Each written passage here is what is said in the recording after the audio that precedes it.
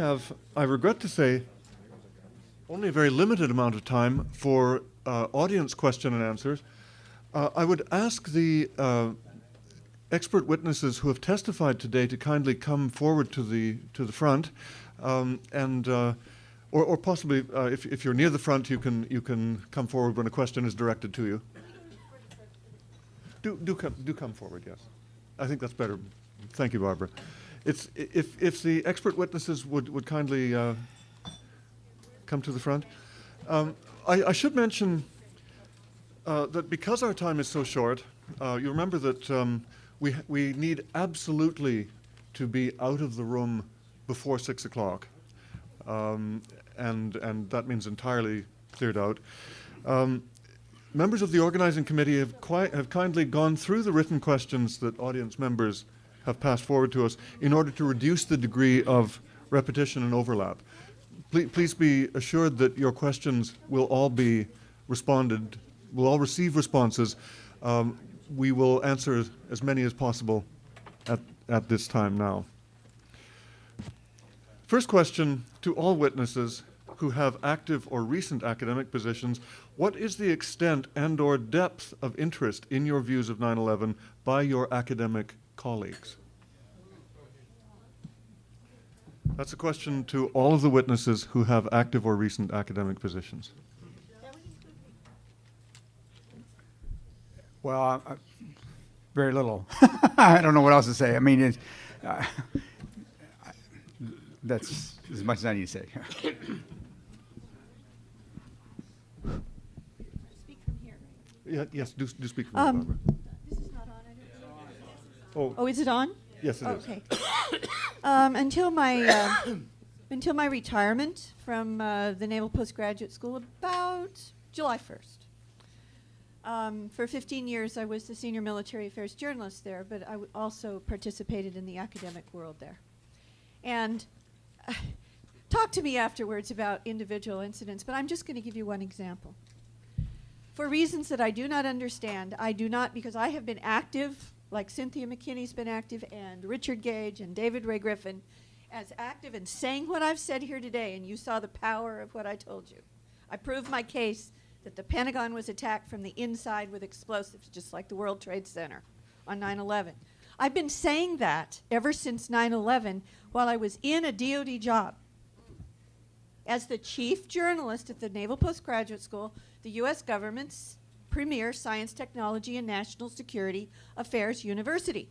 And I asked myself, this is a test. Are they going to let me in the gate? Every single day I asked myself. And every day they let me in the gate. So I won't go into why I think that is now, except I think that, well, I will. I believe that there are people very high up in the military who like what we are doing but don't feel that they can come forward without jeopardizing their positions, like the gentleman who came from the military to Cynthia right after 9/11 and said this is being planned for at least 10 years. And yes, Cynthia, I have information that I will share with you that absolutely supports that, especially the theft of the 2000 election also, directly linked to 9/11. So, and then I'll give you just one other example. I was supported, and I did just simply retire. However, and I did a very good job at my job. I mean, my articles are still online. But I'm going to give you another example. This university has about 2,000 senior military officers down to usually mid-career military officers who are students in a graduate school. And one of them, then they go off to Afghanistan or Iraq or wherever they go. This one woman learned about my public speaking on 9/11, and I've published.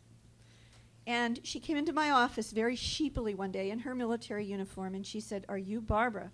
And I said, "Yes." And she said, "Do you think maybe I could have one of your tapes and my DVDs?" And I said, "Well, sure, I'll bring it in." So a couple of days later, she came in, I gave it to her. I didn't expect her to give it back. I meant her to have it. Just before she went off to Afghanistan, about 2 months later, she came into my office and she said, this was the DVD, she said, "Thank you very much for letting me have this, but I just haven't been able to watch it." Of course she watched it. So there's a perfect example of this groupthink and this fear. mentality, but I know for a fact that every single one of those individuals who are in the military, who have been exposed to the truth by myself and others, and I've been doing it from the inside of DOD now for 10 years, they really want to come over to our side, most of them. Thank you very much, Barbara. Another question, and this I think could be answered by any of the panelists. Why has no one drawn attention to Building 6, which can be seen being destroyed by a huge explosion before the Twin Towers came down?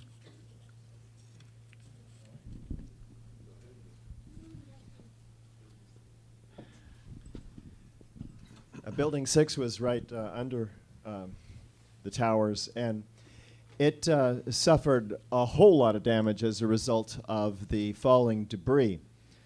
There is a series of explosions which emit a whole lot of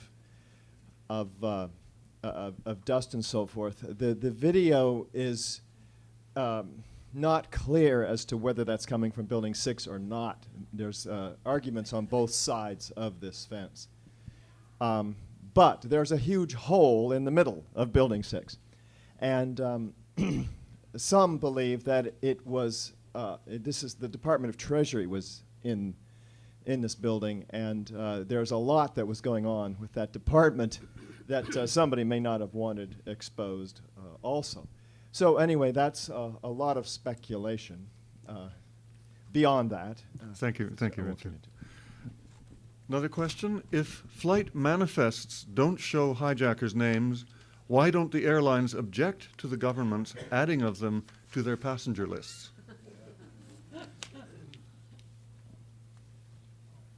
I want to make a comment about that. I saw in that Musawi trial, I think you got to check this out, that actually one of those manifests have been released. I mean, check out. Be sure that you're right on that. It doesn't mean a lot, but you know, you have to check it out. But I'm almost sure. I look sometimes at the 9/11 Myths site to check out what they're saying and what evidence they got. I will tell you, I got on to this thing about the release of the Sella document from looking at the 9/11 Myths thing, but it's right there in front of me. I mean, they found something that I hadn't seen, and I took account of it. So, you know, I don't know what else to say. I don't know. Could you repeat that question or rephrase it? Or, yeah. Sorry, let me see if I've got it. Yes, I'm sorry, here it is, Jay.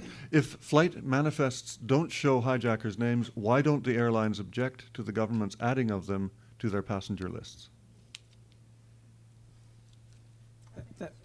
Okay. You want to go ahead. You try it. Well, I'm going to give this back to him, but really quickly. If I recall correctly, the Congress couldn't vote fast enough to give a whole bunch of money to the airlines. It was hush money. This is tangential of that. There is documented evidence. Hold it very close. Okay, there's documented evidence. Boston Globe presented a copy of what they said was a flight manifest. It came out in their news story, I believe, maybe October 2006. And on this flight manifest were all the hijackers' names in the final FBI list, except for one. That one's names on the flight manifest was, let's see how I get this right, Abdul Rahman Al-Omari, the post-mortem guy that was, he you know, couldn't have been on the second list. He turned himself in as still alive. And it should have been the second one whom the FBI said was on their final, the person who replaced Abdul Rahman Al-Omari was Abdul Aziz Al-Omari on the final list of 19. The guy that you saw in the Portland video along with, Atta. So neither of them was, and the FBI still has refused to change their story.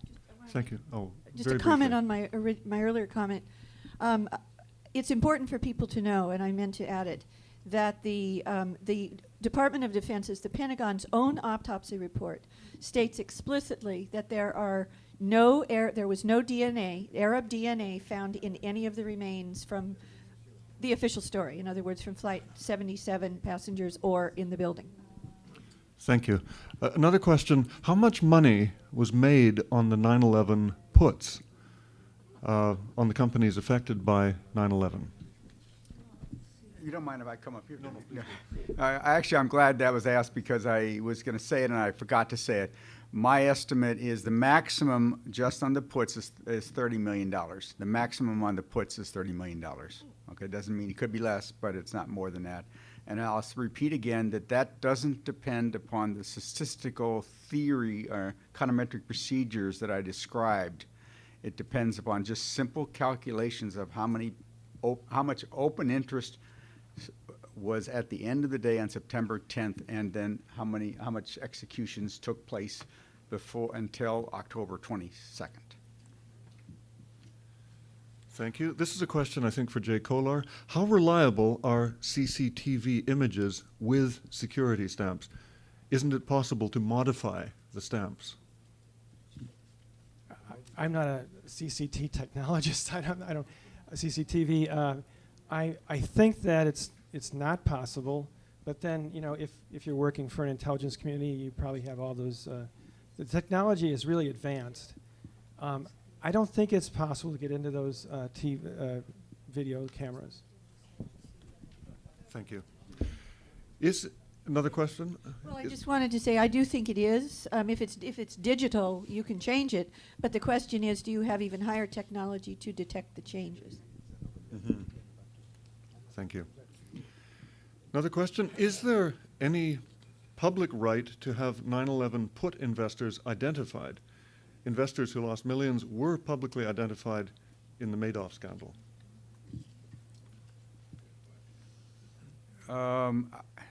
Somebody asked me about that during the break, and that gave me some thought about it. The Madoff scandal investors had lost money. They may have stepped forward and said, you cost me $10 million, and therefore they gave permission for their name to come forward. We have the opposite case here. In other words, what I was trying to say is that the government knows the names, but that we are not entitled to that kind of private information. So the information is there in the government. Now you can correct me here, but if there was a legal proceedings with a subpoenaed evidence, that the judge might decide that some of these names could be released, but it would probably be the judge's decision about which would remain private and which would come out in the public record. Thank you. This is a question for Barbara Honegger. Was testing conducted of the Pentagon rubble to determine explosive residue? No. That doesn't come as a surprise.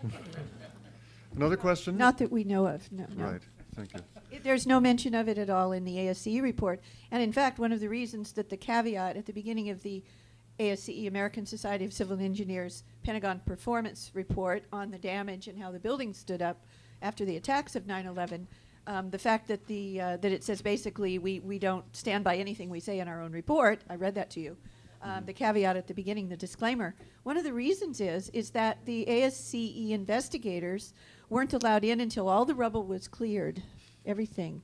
And they came in and put gravel over what would have been the area that you could see if there was any damage right outside the building or on the lawn. Yeah, thanks.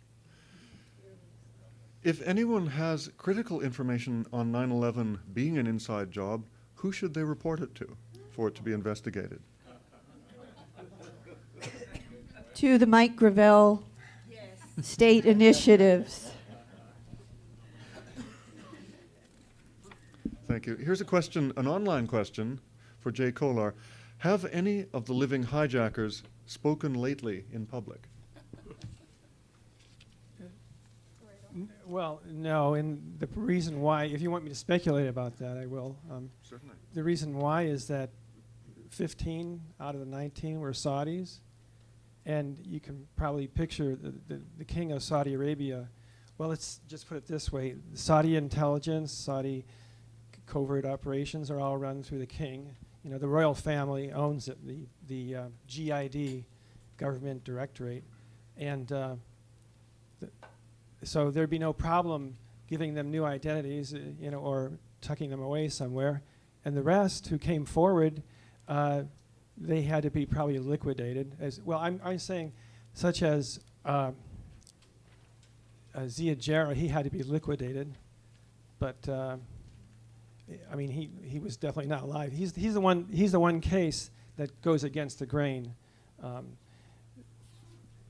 the answer's no. No one has done a public interview. No, you see, people say, well, how can you say they were still alive after 9/11? Well, they were alive after 9/11. They reported as such by all these major news organizations. One of them, such as Waleed al-Shari, who comes from a very prominent family called the Sekali al-Shari. See, a lot of people say, oh, they had names that are very common. Al-Shari, that's like saying Jones in this country. But the Sekali al-Shari name, the father, Mohammed, he had gotten contracts to do, he was heavily into construction work through the bin Laden family. So, I mean, there's all kinds of ties. The Sekali al-Shari, the uncle of the two boys, Waleed and Wa'il, was the head of the armed forces for Saudi Arabia. All kinds of connections there. And then you have, well, the fact that Waleed al-Shari was still alive, he reported it. He went to the Moroccan embassy. He was a pilot for Air Morocco, I believe. And that was reported by David Bamford of BBC. And very unprecedented, BBC changed their story under pressure from political pressure, probably from the FBI. Thank you, Jay. An online question for Michelle Chossudovsky. Does installing LIFG in Tripoli act as a NATO UN endorsement of Al-Qaeda?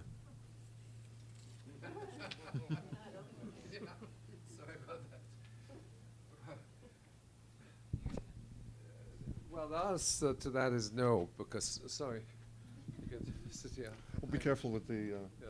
No, the answer to that is no. They can't endorse terrorism because they deny the existence of the LIFG, despite the fact it's on their records. I mean, I went to the United Nations Security Council website and I checked, and it's still there. They've reclassified so that the original link that I got in April came down in June, and I think actually it's still up there. But the LIFG is still classified as a terrorist organization, and what they say is that these people are former terrorists. They cannot themselves endorse terrorism. That would be a non sequitur. But we can certainly underscore the fact that they are, in actuality, endorsing these organizations and using them to invade and occupy a sovereign country. Thank you very much. An online question for Richard Gage. What do you think of alternate theories of the destruction of the World Trade Center, like mini nukes and DEW, the directed energy weapons, I believe that stands for? There's a number of theories out there, and what you want to do when examining these is test them against the scientific method. Is the theory supported by the evidence? You saw the evidence today for the explosive destruction of these towers. Explosive destruction uses explosives. One of these theories, the DEW theory, directed energy weapons, promoted by Judy Wood, denies the explosions that we've documented here. They deny the evidence of the molten metal, previously molten iron microspheres in the World Trade Center dust, and denies the existence even of the high-tech nanothermite composite explosives that you're going to learn about tomorrow that exists in all the dust.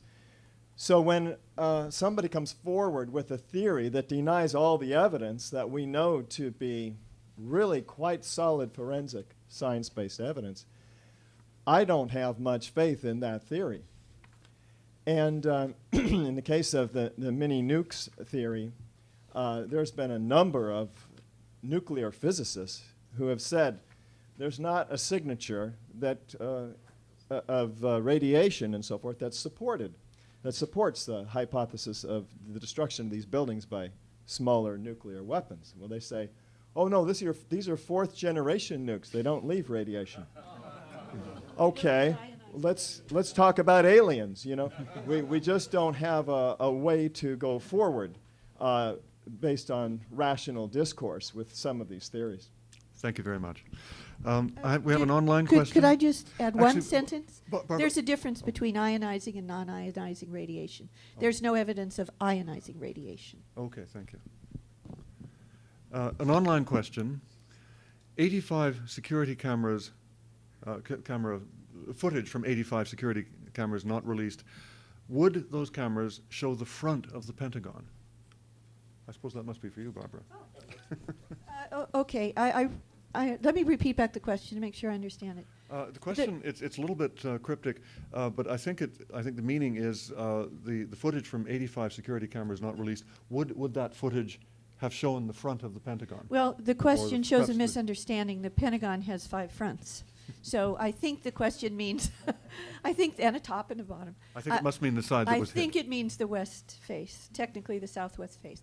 The only ones that matter are the ones that the ones that they confiscated are the only ones that would have shown anything about the alleged impact point and damage at the Pentagon, which would have been, yes, the west face. However, remember in my talk, and please come up to me and give me your email address and I will send you my whole PowerPoint because I only was able to do half of my talk, okay? I want everyone to have it. However, in my talk that I did get to, I did analyze those 85 tapes or give you the information from the FBI's own FOIA officer, and the other 83 show nothing to do with any possibility of an impact, according to the FBI's own analysis. Only the 2 that were released in the Moussaoui trial, of which one of the 2 is the 5 famous frames, of which there's only one of the 5 frames that's an explosion, which does not show an impact of any kind, let alone a plane, and could easily have been the result of an impact at the building or inside. Thank you very much. We have 2 more questions. I think we can hope to get through these 2. Isn't it true that April Gallup's lawsuit against Cheney, Rumsfeld, and former Chair of the Joint Chiefs of Staff, Richard Myers, was dismissed by Judge John M. Walker of the Second Circuit of the United States Court of Appeals, a cousin of George W. Bush? Well, they voted against her, yes. But she's considering an appeal, I believe. Go to, what's the name of Bill Veal's website? Do you remember? Well, anyway, see me afterwards. I'll give you, her attorney is William Veal, whom I know, of the East Bay in California, not far from where I live. And in fact, I got them together after I did my under oath 2-hour videotaped interview of April Gallup and gave it to her attorney. My understanding is, and it's all on the website, including all of the documents from both sides of the case, it was at the second level rejected by, I believe it was a 3-judge panel, the deciding vote of which was an uncle, I believe, of George W. Bush. But they're considering an appeal. I don't know if they've done it or they're going to do it. I haven't gone there for a while. Thank you very much. And a last question, and I'll ask for a very brief answer. This is for Professor Chossudovsky. Did ISI's transfer of $100,000 to Muhammad Atta, was it intended, I think the intention of the question is, to later frame Pakistan? I'm a little puzzled by the question, but can you answer that?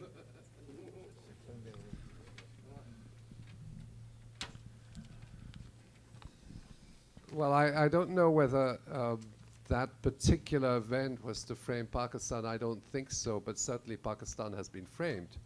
Okay, that's for sure. And I think that transition came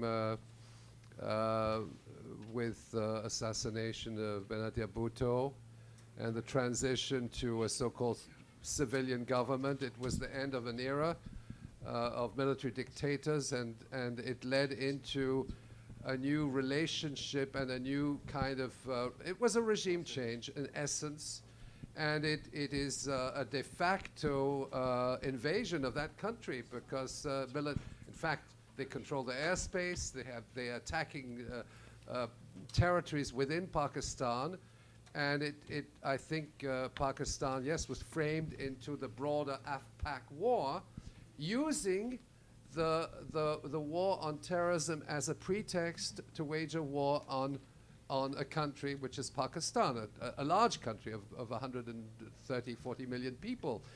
Now, again, what this underscores is the fact that the ISI was complicit with the CIA in supporting the terrorists covertly.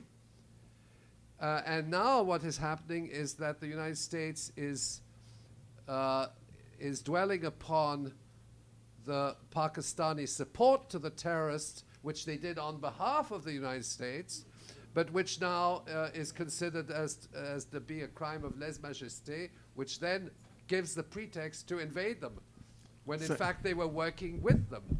Okay? Thank you, Michel. I'm sorry to be cutting off what a response which I would love to hear more of, but we now need to close today's session.